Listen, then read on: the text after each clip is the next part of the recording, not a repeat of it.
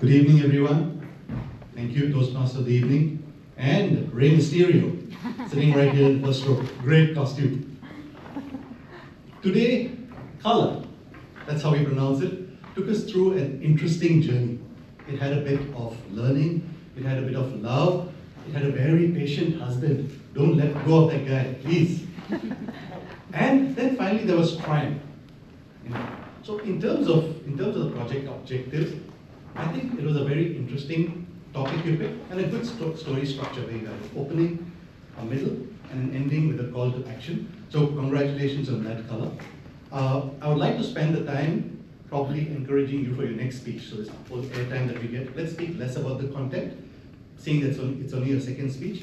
Let's talk about what you can do better in the next, when you give your next speech and so on. And the main thing is about your presence here on stage and how you delivered.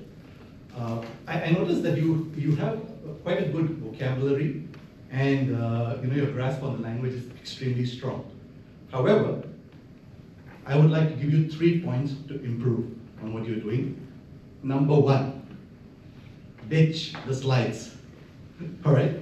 I say this because most of the time you were here, you were either turning back and pointing, which was awkward for you, you were losing your focus, or you were telling this handsome gentleman here to change the slides. So what that means is you're losing control over your time on stage. And in this kind of a speech, it's a story-based speech. It's not highly informational where you have lots of graphs and pie charts and things like that. It's a story. Use your words and body. That's the way you'll engage with your audience, you'll educate your audience, and you'll entertain your audience as well. So that's number 1, ditch the slides. Number 2, body language as a whole. I realized one is when you were speaking to the audience, you're not really speaking to the audience. You're looking down, you're looking here, you're looking there as well. And for speakers who start up, this usually happens. It happened to me as well, so I'll give you a simple tip. When you're looking at the audience, why don't you kind of create 3 points in the audience? Maybe number 1 can be the handsome Satwinder here. Number 2 can be Wilson number 1. Number 3 can be Wilson number 2. And through your speech, you look at Satwinder, you make eye contact with Wilson number 1, Wilson number 2. And just keep going. They think they're looking at you, they don't know. Right? So that's number 1. Second, in terms of your story progression, I saw that you were sort of caught up in this part of the stage. Maybe you can plan and mark your points on stage before. Be conscious about that.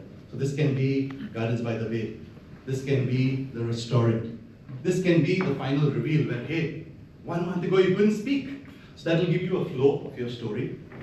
Number 3, you got to learn the Spanish. I realized your opening and your end, you fumbled with the Spanish words.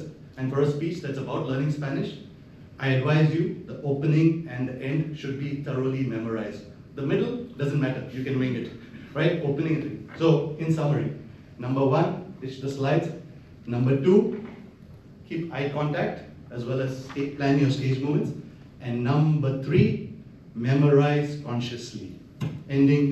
Opening and ending. All the best for your next speech. Thank you very much.